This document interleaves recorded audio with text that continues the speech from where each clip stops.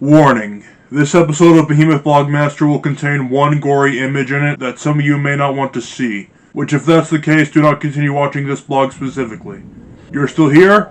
Okay then, on to the video.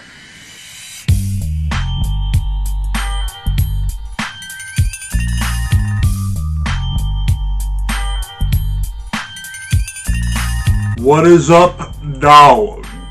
Now, lately there's been this really deep debate going on in my brain about what Behemoth Blog Master is actually rated. Like, how age appropriate is it really? I mean, there's a bit more to it than just simply stabbing out PG-13 or R. I normally see each blog as its own identity, so honestly it really depends on which one you're watching and what kind of things you want to see or hear. If I had to guess, on average it would be a really rough PG-13, but again, it's a bit more complex than that. If it were the MPAA rating it would probably be for mature audiences, but they do a bad job these days anyway, so that's not even part of the argument. Young teenagers are going to be watching some pretty rough stuff, like Shameless or The Green Mile. Those are what my cousins were watching a couple years ago when they were pretty young. Maybe if we just narrowed it down to 3 categories, we would have suitable for kids, suitable for adults, and suitable for nobody.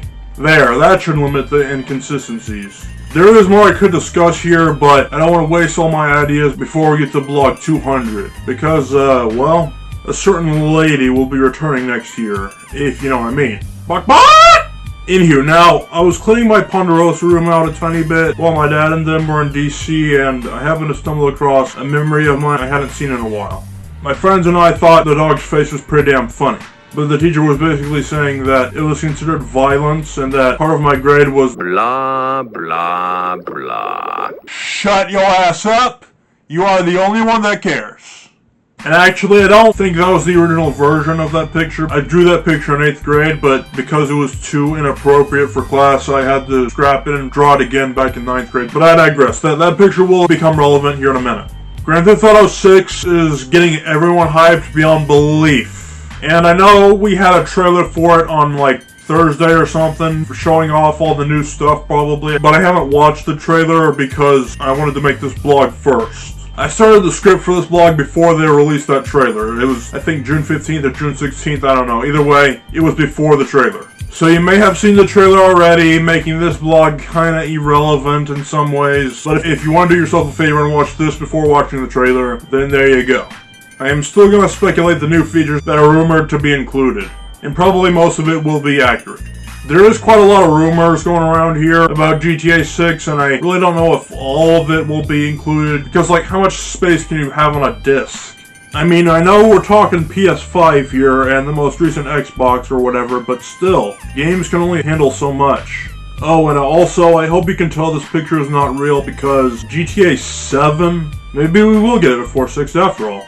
Anyway, now, I know you just saw that picture of the hobo I drew throwing rocks at a dog. I'm gonna show you it again. Just kidding, I'm not. I probably did. That drawing reminds me too much of Trevor from GTA 5. Next time, don't get in my fucking face!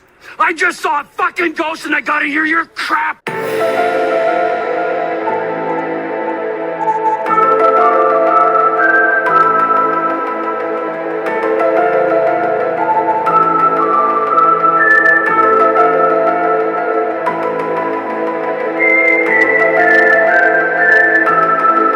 You see, hillbillies were introduced into the series in, I think, Grand Theft Auto 2. But in that game, they weren't all that prominent. I think they really only were there for one mission where you had to defeat them or something. It was not until San Andreas in the PS2 era where they played a bigger role. Because, you know, San Andreas had like that whole woods area and the whole Bigfoot rumors and mods that have been speculating for a long time. Yeah, that crap. But, you know, it's mostly been about, like, the big cities and the ghetto and shit. That's what Grand Theft Auto was about. It wouldn't be GTA if we didn't have a little bit of that. I haven't played, like, a ton of any of these games, but I will say, no matter how much I happen to play, I will never fully comprehend what it's like to be in the hood. My mom and I have lived in some kind of junky neighborhoods in the past, but a neighborhood can still be a little junky and not be considered the ghetto. I don't really know what qualifies. I mean, there are videos out there explaining how you know that you're in one of these. But again, I don't pretend like I know this stuff. I'm not really in that culture. I've heard different people saying all sorts of different things, like people don't jog in the hood, people don't wear masks in the hood. Remember growing up in the hood, we made popsicles out of everything. I will go ahead and list where I found those quotes from, but I would say some of this comes from people that might know a thing or two about the hood. Other people are just trying to be funny. But again, I don't know where we blur that line. I mean, what's next? Do people not mow their lawn in the hood? Hot mama. Anyway, back to Grand Theft Auto. Like I said, it wouldn't be a Grand Theft Auto game if there wasn't cops and gangsters and stuff. But the thing is, though, from what I hear, the owners of this video game franchise, that being Rockstar Games, they can really only alternate between 3 major US cities. And it is very rare that they do anything other than those few. The ones based off New York, Miami, and Los Angeles. Those tend to be the only 3 states that outsiders who come to visit this country go to. You could at least go to Hawaii. I mean, there's resorts there. You would like it. And what about Texas? That's a big ass fucking lard of land. Like, come on, go at least go to 1/10. Anyway, I digress. So, I believe a few people on the team had the idea to set one in Tokyo.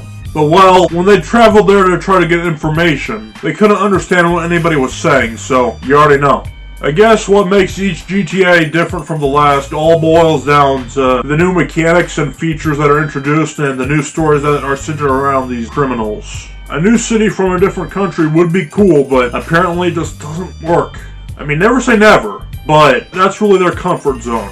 And it's not really about, like, the time period. It has to be, like, as modern as you can get. They've already accomplished their equivalent of GTA from the 1800s. That would basically be Red Dead Redemption. So I guess the only other thing they could do was a futuristic GTA, like one in the 2100s, but that crap is basically, well, this. Which was done by a completely different company, by the way. So yeah, I don't think there's really many other places they could take this gameplay in the core of the series. But it has been, like, 13 years since the last major release, so I'm happy to just get one at all at this point.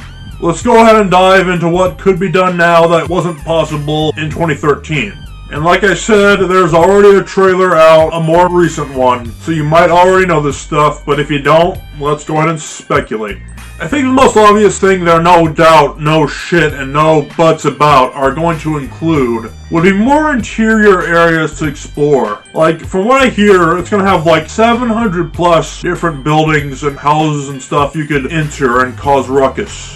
GTA 5 probably had like 1/10 that many, if even that. And besides, most of those were just centered around a specific mission or so. But I mean, like, if we're gonna be criminals, we gotta be able to just rob banks. We gotta, like, you know, steal stuff from actual houses and apartments and all sorts of crap.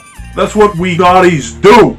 Causing destruction is a big part of these games. It has been since the very beginning, like even in the 2D days. So wouldn't it make sense if we could destroy more? And from what I hear, it will remember everything that you destroyed and leave it that way.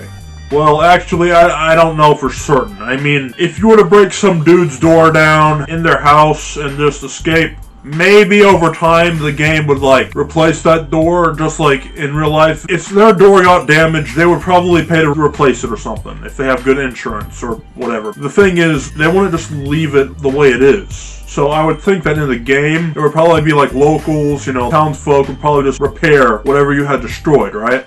Again, this is stuff I don't know. I probably would know it if I had watched that new trailer, but that would defeat the purpose of this episode that I had already started the script for. So, oh, and on destroying things, be able to destroy your stomachs and athleticism like I have, because there is now a weight gain system. I think this one might also be confirmed. The more bullshit you eat, the heavier you will become, and the harder it'll be to run your ass away from trouble. I mean, you would expect there would probably be like gyms where you can lose that weight a small bit at a time.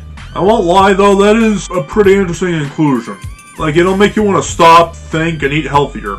I'm like this. I wonder if all the weapons and stuff you'll be carrying also adds to your weight. As a matter of fact, there is also another rumor stating that it'll limit how much you can carry all at once. All the guns and knives and stuff, yeah. You can't just carry it all at the same time. You have to store some of it in the trunk of whichever car you stole from. And you know what? Even the NPCs that are gonna, like, attack you and stuff are gonna go to your trunk and pull out your guns. So you probably want to, you know, just knock them down to get your stuff back, if you know what I'm saying. Get that shit of yours back. Anyway, that's enough rumors for now, and like I said, they're probably not rumors at this point, they're probably confirmed, but you all stay safe from those crazy lunatics running around out there. Alright, we're recording. Alright. Warning.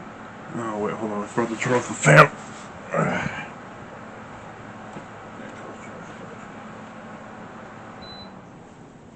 Okay, glad I noticed that.